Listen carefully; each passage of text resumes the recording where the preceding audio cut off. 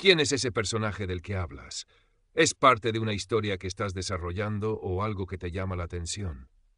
La vieja casona de sus abuelos en Valdecabras, un pueblo de Castilla-La Mancha casi borrado del mapa por el éxodo rural, llevaba décadas acumulando polvo y silencios.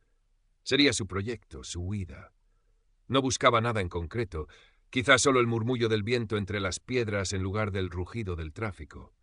La llegada a Valdecabras fue como entrar en otro siglo. Casas de piedra con tejados hundidos, calles estrechas donde el sol apenas se colaba y un silencio que al principio le resultó ensordecedor. La casona era un gigante dormido, sus ventanas como ojos ciegos.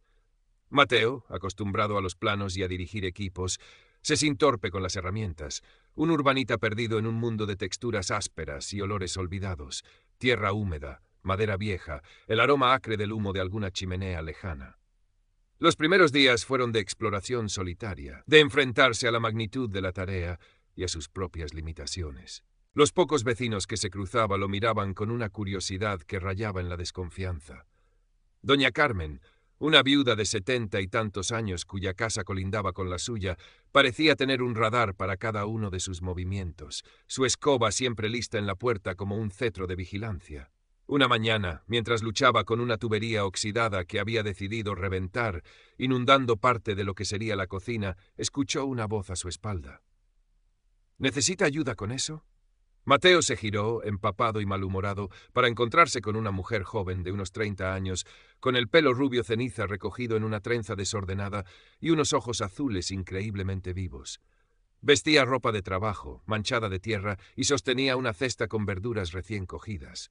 Su sonrisa era abierta, natural. «Soy Lena», dijo, con un acento extranjero apenas perceptible. «Vivo aquí al lado en la casa del huerto». Mateo, desconcertado por la aparición y la oferta, solo atinó a balbucear un agradecimiento. Lena, sin más preámbulos, dejó la cesta en el suelo y con una agilidad sorprendente se agachó para examinar el desastre. En pocos minutos, con un par de indicaciones y una destreza que Mateo envidió, la fuga principal estaba contenida. «Esto necesitará una pieza nueva», diagnosticó Lena, limpiándose las manos en los pantalones. «En el pueblo hay un fontanero, pero hasta mañana». Mateo la miró. Había algo en su presencia, una mezcla de pragmatismo y una especie de alegría serena, que lo desarmó. Era como un soplo de aire fresco en la atmósfera cargada de su propia melancolía. Los encuentros con Lena se hicieron más frecuentes, aunque siempre casuales al principio. En la única tienda del pueblo donde Mateo compraba lo indispensable, o cuando ella pasaba con su carretilla cargada de productos de su huerto ecológico. Él la observaba a veces desde la ventana de la casona, mientras ella trabajaba la tierra con una dedicación tranquila, sus movimientos en armonía con el paisaje. Poco a poco comenzaron a intercambiar más que simples saludos. Lena le hablaba de sus plantas, de su decisión de dejar una vida demasiado ruidosa en Alemania para buscar algo más auténtico en aquel rincón perdido de España. Mateo, normalmente reservado, se encontró compartiendo fragmentos de su desencanto con la ciudad, de la sensación de vacío que lo había empujado hasta Valdecabras. «Aquí el tiempo es diferente», dijo Lena una tarde, mientras compartían un té de hierbas que ella misma cultivaba, sentados en un banco de piedra del patio a medio restaurar de Mateo. «Te obliga a escuchar otras cosas». Mateo asintió. Estaba empezando a entenderlo. El silencio del pueblo ya no era opresivo, sino que se llenaba de matices. El canto de un pájaro, el susurro del viento, el lejano balido de una oveja. Lena le regalaba a menudo verduras de su huerto, tomates que sabían a sol, calabacines de formas caprichosas. Mateo, a cambio, le pedía consejos sobre qué plantas podrían sobrevivir en el patio sombrío de la casona. Una extraña simbiosis comenzaba a tejerse entre ellos, basada en pequeños gestos y conversaciones sin pretensiones. Él se sentía fascinado por su vitalidad, por su capacidad de encontrar belleza en lo simple. Ella, por su parte, parecía ver más allá de la fachada de arquitecto cínico, intuyendo una inteligencia y una vulnerabilidad que la atraían. La presencia de Lena comenzó a ser un faro en la rutina de Mateo. Sin embargo, el pueblo, como un organismo con 1000 ojos, no tardó en registrar esta nueva dinámica. Doña Carmen, desde su puesto de observación, era la cronista no oficial de los acontecimientos. «El arquitecto de Madrid y la alemana pasan mucho tiempo juntos», comentaba en la tienda. con un tono que dejaba la interpretación al oyente. Mateo se sentía incómodo bajo ese escrutinio constante. Había huido de la superficialidad de la ciudad para encontrarse con una curiosidad rural que, a su manera, también juzgaba y etiquetaba. Lena, aunque intentaba ignorar los cuchicheos, no era inmune a ellos.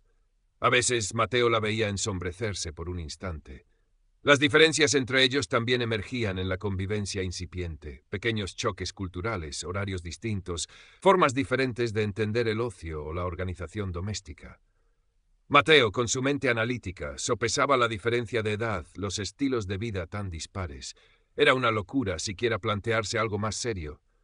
Lena, con su intuición, percibía sus dudas, y eso a veces creaba una distancia sutil entre ellos. Un fin de semana Javier, su amigo y socio de Madrid, decidió visitarlo, movido más por la curiosidad morbosa que por un genuino interés en su bienestar.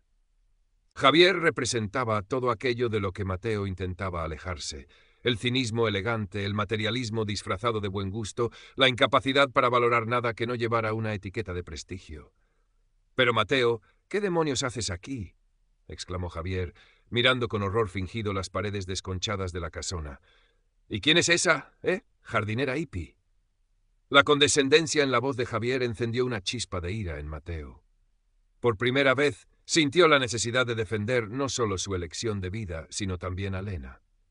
La visita de Javier, lejos de hacerlo dudar, solidificó en Mateo la certeza de que el mundo que había dejado atrás ya no le ofrecía nada. Una tarde, Lena encontró a Mateo especialmente abatido. Un problema con unos permisos para la obra lo tenía frustrado y de mal humor. Ella, en lugar de ofrecer soluciones prácticas, simplemente se sentó a su lado en silencio y luego, con una sonrisa tímida, le ofreció un trozo de bizcocho de manzana que acababa de hornear. El gesto, tan simple, tan inesperado, conmovió a Mateo profundamente. En ese momento las dudas sobre la edad, sobre las diferencias, parecieron desvanecerse. Extendió la mano y rozó la de ella. Lena levantó la vista, y en sus ojos azules Mateo vio una comprensión que iba más allá de las palabras. Decidieron intentarlo. No hubo una declaración formal, sino un entendimiento tácito, un dejarse llevar por la corriente que los unía. Comenzaron a pasar la mayor parte del tiempo juntos en la casona, que poco a poco iba tomando forma gracias al trabajo de Mateo y a la energía que Lena parecía irradiar. La convivencia trajo consigo la alegría de la complicidad, las risas compartidas ante un contratiempo en la obra, las cenas sencillas a la luz de las velas, pero también los roces inevitables, la manía de Mateo por el orden chocando con el caos creativo de Lena, las diferentes formas de afrontar los problemas. La madre de Mateo, Isabel, decidió hacerles una visita. Isabel era una mujer tradicional, cariñosa, pero con una visión del mundo bastante convencional. Recibió a Lena con amabilidad, pero sus preguntas sobre su familia en Alemania, sus planes de futuro, la inestabilidad de su modo de vida, dejaban traslucir una preocupación que a Mateo le resultaba familiar y opresiva. «Es muy joven, Mateo, y extranjera. ¿Estás seguro, hijo?», le dijo en una parte, con la mejor de las intenciones. Lena, aunque no entendía todas las palabras, captaba el subtexto. Se esforzaba por agradar, por mostrarse útil, por hablar un español cada vez más fluido, pero sentía la barrera invisible de las expectativas no dichas. A veces, Mateo la encontraba con la mirada perdida, y sabía que la sombra del desarraigo la rozaba. Él, por su parte, comenzaba a cambiar. La pasividad con la que antes encajaba los juicios ajenos se transformaba en una necesidad de proteger a Lena, de defender el pequeño mundo que estaban construyendo. Si antes se encogía de hombros ante los comentarios de doña Carmen, ahora respondía con una calma firme que sorprendía a la propia anciana. Se acercaba la fiesta patronal de Valdecabras, el evento más importante del año. El pueblo entero se volcaba en los preparativos, y un ambiente de excitación contenida flotaba en el aire. Lena, deseosa de participar y sentirse parte de la comunidad, se ofreció a ayudar en lo que fuera necesario. Su entusiasmo era genuino, su sonrisa contagiosa. Las mujeres del pueblo, encargadas de la organización de los festejos, la aceptaron con una mezcla de curiosidad y reserva. Le encomendaron, entre otras cosas, colaborar en la decoración del altar de la iglesia y en la elaboración de las tradicionales rosquillas del santo. Lena se sumergió en la tarea con ahínco. Consultó libros, preguntó, observó. Quería hacerlo bien, demostrar su respeto por las tradiciones. Sin embargo, en su afán por aportar su toque personal, o quizás por un desconocimiento sutil de algún código no escrito, cometió lo que para algunas de las guardianas de la ortodoxia local fue un sacrilegio. Al decorar el altar, utilizó unas flores silvestres de colores vibrantes que, según doña Carmen y su círculo más cercano, no eran apropiadas para el santo, rompiendo con la austeridad cromática de años anteriores. Además, al intentar modernizar la receta de las rosquillas añadiendo un toque de canela y jengibre, especias que ella adoraba y que le recordaban a su tierra, alteró el sabor de toda la vida. El murmullo se convirtió en crítica abierta durante la verbena en la plaza del pueblo.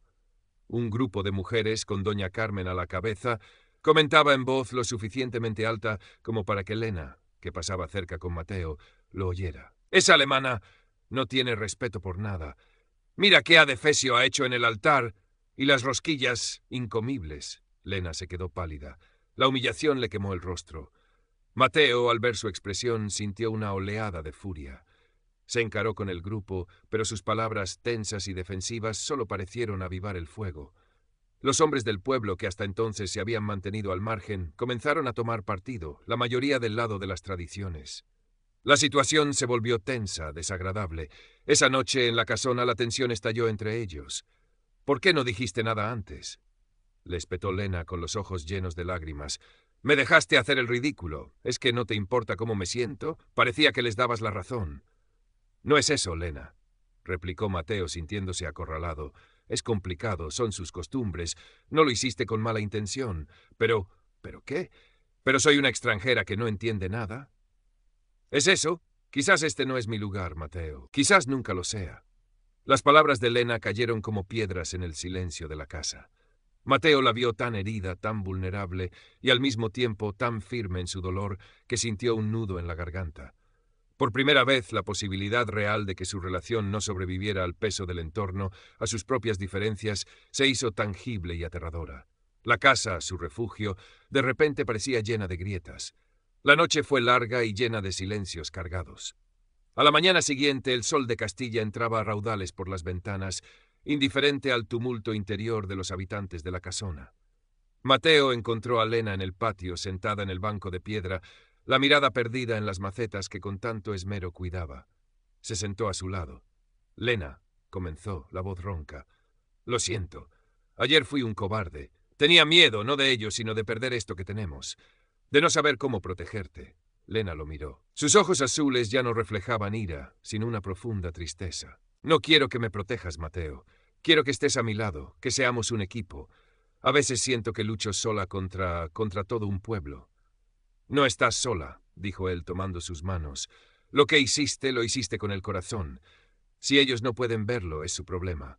Pero es nuestro problema si dejamos que nos separen.